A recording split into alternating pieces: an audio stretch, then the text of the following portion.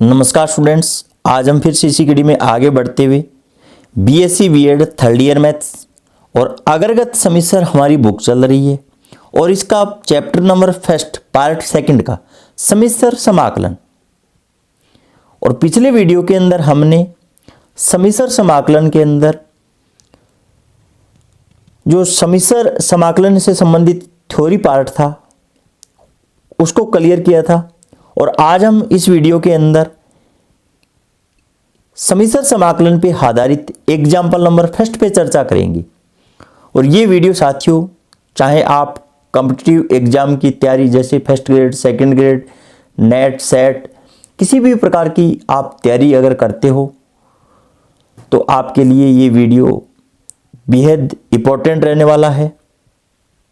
और साथियों, आप सभी को विदित है कि मैं थ्योरी पार्ट सबसे पहले करवाता हूं और थ्योरी पार्ट में से हो सकता है बीएससी के स्टूडेंट्स के लिए डेफिनेशन लिखनी हार्ड हो, लेकिन साथियों एग्जाम के अंदर डेफिनेशन 100% पूछी जाती है। अगर आपको अच्छे अंक प्राप्त करने हैं तो आपको थ्योरी पार्ट क्लियर करना ही होगा। तो देखिए स्टूडेंट्स, आज हम एग्जाम्पल नंबर फर्स्ट पे विस्तार से चर्चा करते हैं। समाकल लिमिट 0 से लेकर 1 plus iota function Z square DZ दिया हुआ है, हमें इसका मान ज्ञात करना है। जानते हैं भली भांति कि जेड स्क्वेयर का जो समाकलन है वो जेड की पावर 3/3 होगा। और जब हम लिमिट 0 से 1 प्लस आयोटा ऑपरेट करते हैं तो इसका आंसर है वो साथियों 1 प्लस आयोटा इसकी पावर 3 और बट्टे के अंदर 3 हमें प्राप्त होने वाला है। चाहे हम कौन से ही मेथड से इसका आंसर क्यों नहीं निकाले, आंसर तो वही आने वाला है। तो आंसर तो इसका आपको पहले से ही पता है। इसको हम बीएससी के अंदर किस प्रकार से हल करने वाले हैं, तो सर्वप्रथम हम लिमिट की सहायता से इसका डायग्राम बनाएंगे। साथियों क्या बनाएंगे हम? सर्वप्रथम इसका डायग्राम बनाएंगे। तो देखिए स्टूडेंट्स, यहाँ पे जो समाकलन की जो निम्न सीमा है 0, इसको हम 0 प्लस आयोटा 0 इस प्रकार से लिख सकते हैं। और जो ऊपरी सीमा है इसको हम 1 प्लस आयोटा अर्थात हम 1 इस प्रकार से डिनोटेट कर सकते हैं। तो देखिए स्टूडेंट्स, इन बिंदुओं को यहाँ पर हम प्रेजेंट जब करते हैं तो हमारे पास OAB इस प्रकार से एक त्रिभुज हमें मिलता है।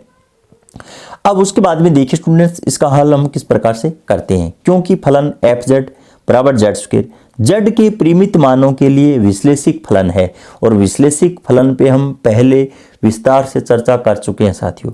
उसके बाद में देखिए स्टूडेंट्स, यहाँ पर हमें जेड स्क्वेयर का दो स्थिर बिंदु 0 0 और 1 1 के मध्य हमें क्या करना है? समाकलन करना है।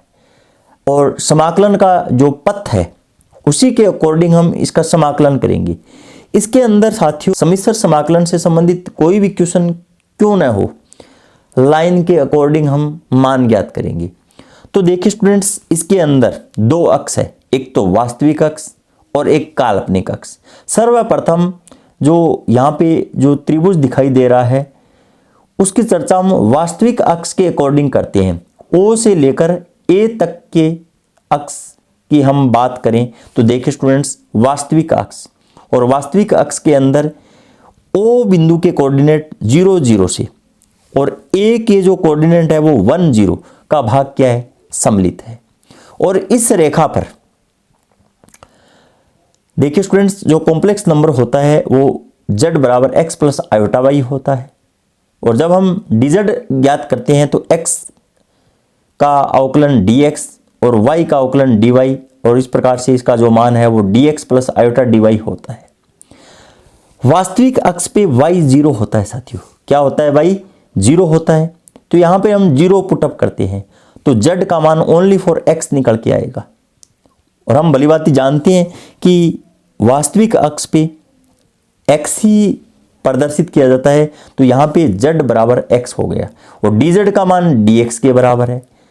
और यहाँ पे जो x की जो सीमा है वो 0 से लेकर 1 तक है। x का मान हम देखिए स्टूडेंट्स, यहाँ पे इस पॉइंट से लेकर और इस पॉइंट तक हम प्रदर्शित करेंगे। इसके अंदर जो पहला मान x को प्रेजेंट कर रहा है, दूसरा मान y को, और इसके अंदर भी पहला मान x को और दूसरा मान y को। तो हमें तो x पे ही चलना है, तो x की जो लिमिट है वो 0 से लेकर 1 हो जाएगी।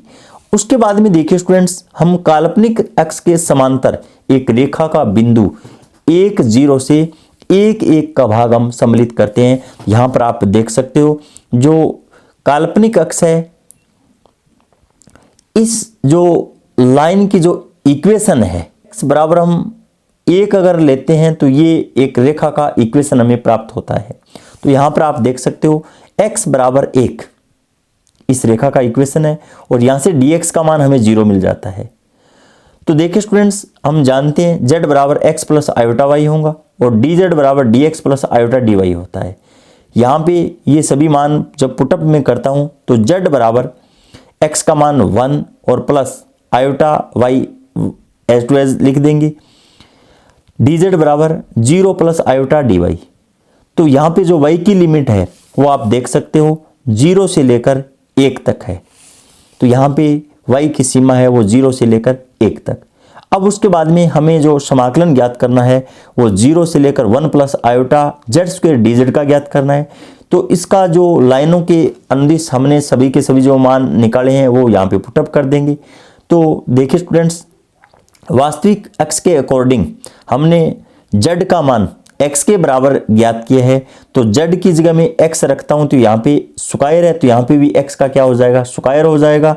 और जो x की जो सीमा है वो 0 से लेकर 1 हो जाएगी, और dz का जो मान है वो dx के बराबर होगा। ठीक इसी प्रकार काल्पनिक x वाला भी मान यहाँ पर हम पुटअप कर देते हैं। तो z का मान है वो z बराबर 1 प्लस आयोटा y, और dz का मान है वो आयोटा dy यहाँ पे हम पुटअप कर देते हैं। उसके बाद में यहाँ पे इसका समाकलन कर लेते हैं। इसका समाकलन x की पावर 3/3 लिमिट 0 से लेकर 1 प्लस का चिन्ह, उसके बाद में 1 प्लस आयोटा y इसका स्क्वायर, इसका समाकलन करना है। तो देखिए स्टूडेंट्स, 1 प्लस आयोटा y की पावर 3 और बट्टे के अंदर 3, और फिर हम 1 प्लस आयोटा y का समाकलन करेंगे तो यहाँ पे बट्टे के अंदर आयोटा आ जाएगा साथियों, और y का y के सापेक्ष 1 होता है, लिखने की कोई आवश्यकता नहीं है। यहाँ पे आयोटा से आयोटा क्या है, कैंसिल हो जाएगा। उसके बाद में अपर और लोअर लिमिट यहाँ पे पुटअप कर देते हैं। पुटअप करने पे 1/3 पॉजिटिव और 1/3 नेगेटिव ये मान कैंसिल हो जाता है, और 1/3 1 प्लस आयोटा की पावर 3 ये मान हमें प्राप्त हो जाता है। उसके बाद में आपकी बुक का एग्जाम्पल नंबर 2 देखिए स्टूडेंट्स, समाकल 1/z - a dz का मान एक वृत्त के चारों ओर ज्ञात कीजिए जिसका समीकरण z - a का मॉडुलस बराबर कैपिटल R है। ये आप जानते होंगे स्टूडेंट्स, एक वृत्त का ही इक्वेशन है समिश्र संख्या के अंदर। तो देखिए स्टूडेंट्स, यहाँ समाकलन 1/z - a dz का मान वक्र C के अंदिश हमें ज्ञात करना है, और जहाँ वक्र C एक क्या है, वृत्त है, सर्किल है, और जिसकी समीकरण हम जानते हैं z - a का मापांक बराबर r, जहाँ पे स्मॉल a वृत्त का केंद्र है, सेंटर, और कैपिटल R है वो रेडियस, त्रिज्या है। और साथियों, हम इस कॉन्सेप्ट को इस बुक के शुरुआती पार्ट के अंदर क्लियर कर चुके हैं। मैं आपको हिंट दे देता हूँ, z बराबर x प्लस आयोटा y, और कार्तीय और ध्रुवीय रूप में हम समझ जानते हैं x बराबर r cos थीटा होता है और y बराबर r है साइन थीटा होता है। और जब इसको मैं ध्रुवीय रूप में कन्वर्ट करता हूं तो देखिए स्टूडेंट्स, z बराबर r cos theta plus iota sine theta. और आयलर प्रमेय से हम और देमाइवर प्रमेय से हम ये भी जानते हैं कि cos theta plus iota sine theta को e की पावर आयोटा थीटा भी हमें लिख सकते हैं। तो देखिए स्टूडेंट्स, z बराबर r e की पावर आयोटा थीटा, ये चर घाता के रूप में इसका इक्वेशन है, और जहाँ पे r का मान है वो √ के अंदर x² प्लस y² होता है। तो इस प्रकार से यहाँ पे इस मान को मैं जब मॉडुलस हटा के लिखता हूँ तो साथियों z - a बराबर r e की पावर आयोटा थीटा लिख सकता हूँ, और जहाँ वृत्त C के लिए थीटा का मान है वो 0 से लेकर 2π होता है, और z - a बराबर r e की पावर आयोटा थीटा, हमें dz भी चाहिए तो इसका हम अवकलन कर लेते हैं। तो dz बराबर r e की पावर आयोटा थीटा। जब हम आयोटा थीटा का करेंगे तो आयोटा और d थीटा आएगा। ये मान यहाँ पर मैं पुटअप कर देता हूँ, लिमिट भी लगा देता हूँ। लिमिट लगाने के बाद में इसको जब हम सरलीकरण करके 1d थीटा इसका समाकलन करते हैं तो थीटा आ जाता है साथियों। और अपर और लोअर लिमिट ऑपरेट करने पे, यहाँ पे इसको सरलीकरण करने पे इसका जो मान है वो 2 पाई आयोटा हमें मिल जाता है। इस प्रकार से मैं आशा और उम्मीद करता हूँ कि आपको एग्जाम्पल नंबर 2 भी समझ में आ चुका है। अगले वीडियो के अंदर हम सम्मिश्र समाकल से संबंधित कुछ अन्य एग्जाम्पलों पे भी चर्चा करेंगे। इन्हीं शब्दों के साथ जय हिंद, जय भारत। अगर अभी तक आपने वीडियो को लाइक और शेयर नहीं किया है तो शेयर कीजिए और चैनल को सब्सक्राइब कीजिए